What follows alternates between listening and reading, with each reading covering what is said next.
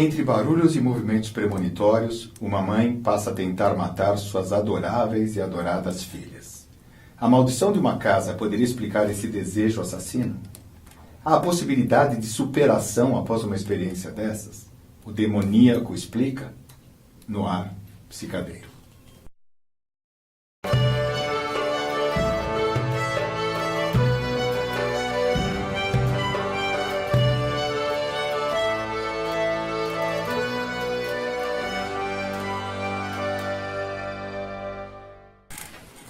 Estamos falando então de filmes de terror. E nesse ano a gente teve A Invocação do Mal, o maior sucesso do ano em termos de filmes de terror. Foi lançado pela Warner Brothers e tem o retorno do sino-americano James Wan. O James Wan, para quem não se lembra, foi o criador da série Jogos Mortais. O diretor. É o diretor e criador. Ele elaborou com a equipe dele a história de Jogos Mortais, um dos maiores sucessos da história do cinema em termos de filmes de terror, bem pesadão. Mas aqui, na Invocação do Mal, o filme que a gente vai falar sobre neste momento, o James Wan não usou sangue. Então é um filme de terror bastante diferente da linha de filmes de terror que tem sido apresentados ultimamente, com muito sangue e muito terror explícito. A Invocação do Mal, Conjuring em inglês, que quer dizer magia, premonição, traz mais uma vez a história de uma casa mal-assombrada. É praticamente um filão do cinema de terror, né? Casas mal-assombradas têm sido apresentadas... Você marcou que homenageia os 40 anos do Exorcista. Sim. Quer dizer, que sai numa outra linha dos filmes de casas mal-assombradas. Entra numa linha da possessão, dos possuídos. Apesar de O Exorcista também ser uma casa mal-assombrada com possessão. Geralmente, casa mal-assombrada em filmes de terror trata de possessão, pelo menos alguma coisa do passado, né? Sempre houve nesses filmes algum elemento do passado que ficou meio mal resolvido, alguém foi assassinado e o crime não foi resolvido. Tem sempre esse gancho nesses filmes de casas mal assombradas. E no Invocação do Mal é mais ou menos a mesma coisa, né? Então existe a história de uma bruxa que foi obrigada, ou pelo menos acabou cometendo suicídio na casa. Nem é muito explicado essa história, mas o fato é que é um casal que se muda com as suas 5 meninas, né?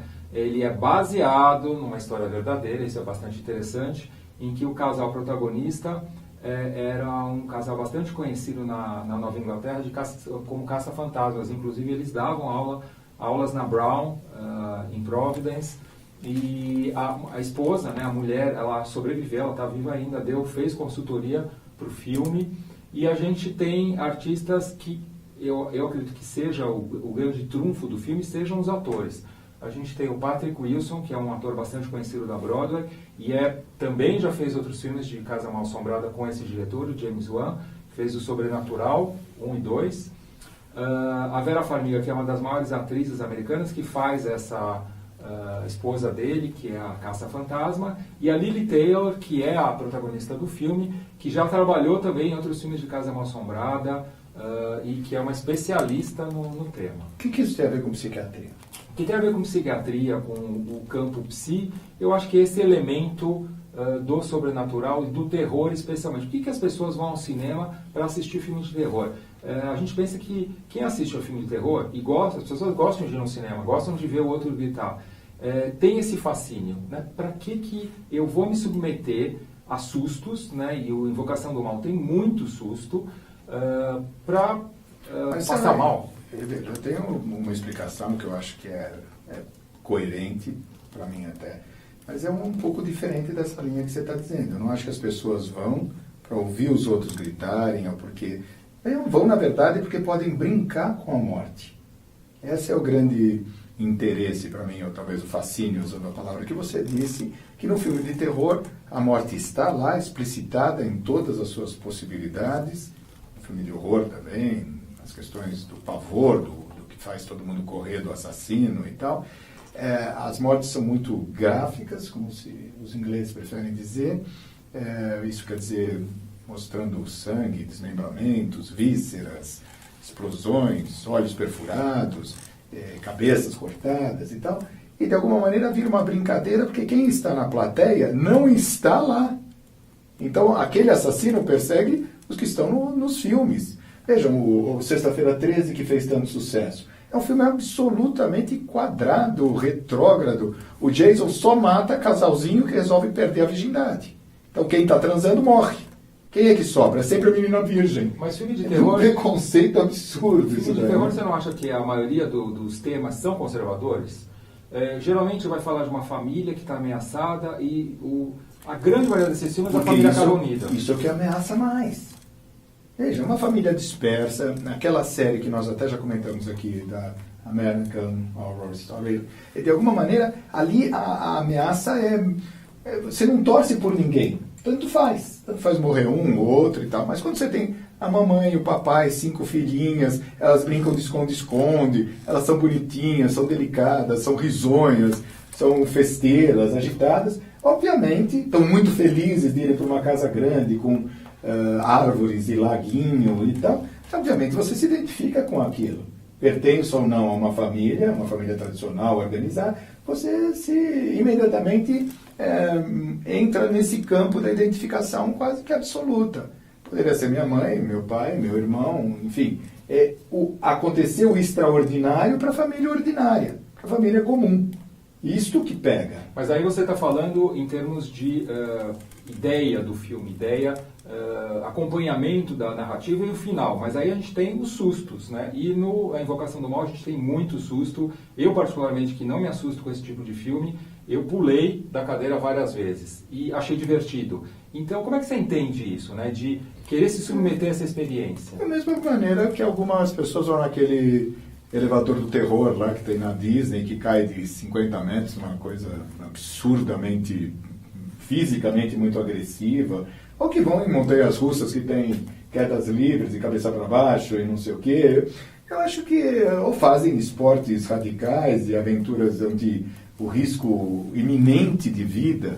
Lembra, não, quando comentávamos aquela ideia dos On a Thin Air? Você lembra que tinha um autor? No ar rarefeito. No ar rarefeito. Que o indivíduo diz literalmente isso. Olha, eu escalo, eu acho que era Everest na ocasião, porque ele está lá. Ele perdeu o nariz, ou perdeu a ponta dos dedos, ou a ponta dos dedos dos pés. Então, é secundário. Tem vários trabalhos, várias entrevistas com esses escaladores, né?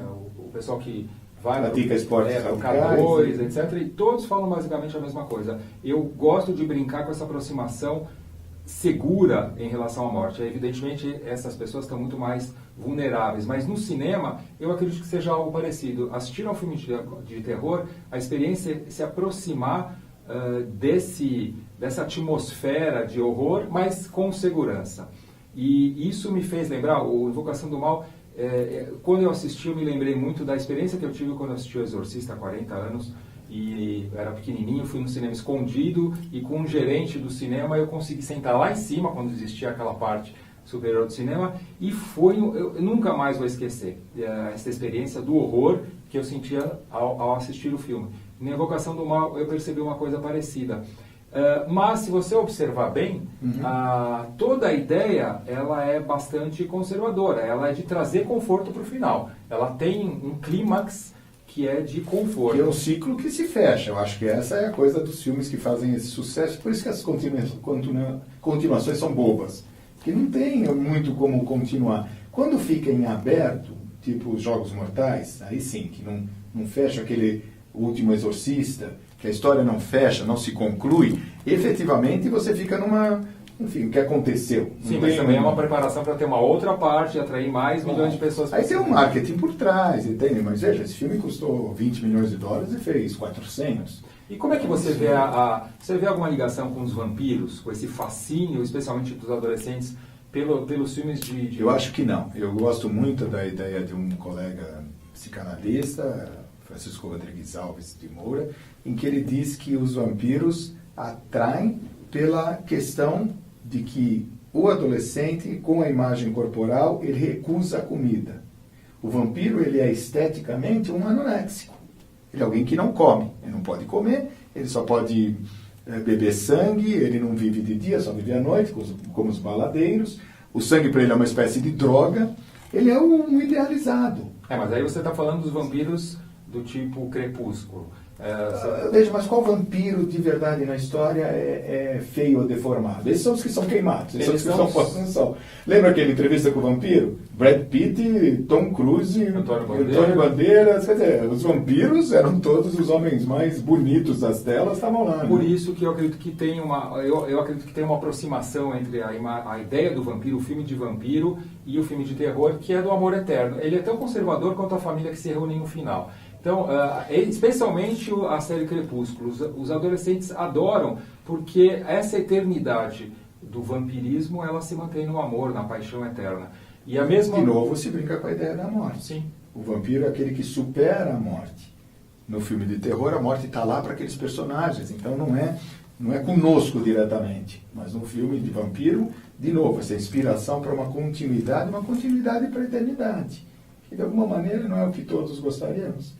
Se a vida não tivesse esse fim tão marcado, tão determinado, talvez a gente nem estivesse fazendo esse programa. Não teria a menor graça falar sobre qualquer coisa vinculada a terror ou enfim, a interrupção da vida de modo violento. Então acho que vale a pena assistir Invocação do Mal, vale a pena fazer uma homenagem ao Exorcista, assistir a nova cópia que está saindo agora também, em homenagem aos 40 anos, com todas as partes que foram cortadas e toda aquela história de novo vender o filme, mas vale a pena e vamos... Podemos ficar por aqui e a gente vai deixar para encerrar para vocês o trailer. O trailer já é muito apavorante num certo sentido. Aí vocês assistam e comentam conosco depois.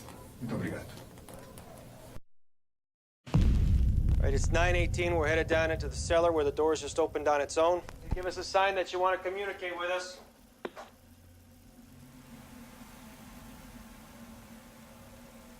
Nothing.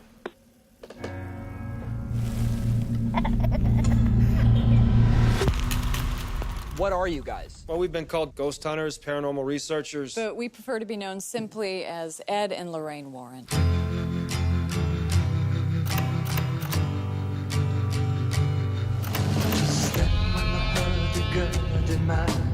There's someone here that would like to talk to you. There's something horrible happening in my house.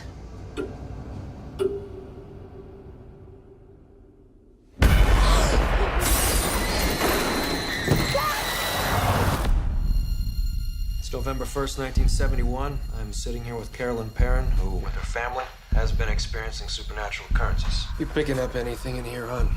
Something awful happened here, Ed. What is it? Whatever Lorraine sees, feels, touches, it takes a toll on her. A little piece each time. You have a lot of spirits in here, but there's one that I'm most worried about because it is so hateful. Look what she made me do.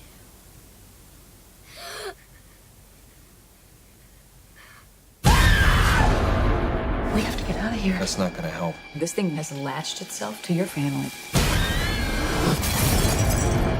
Father, we never seen nothing like this. I'm coming with you. No way. I can't lose you. There's a lady in a dirty nightgown that I see in my dreams. She's standing in front of my mom's bed.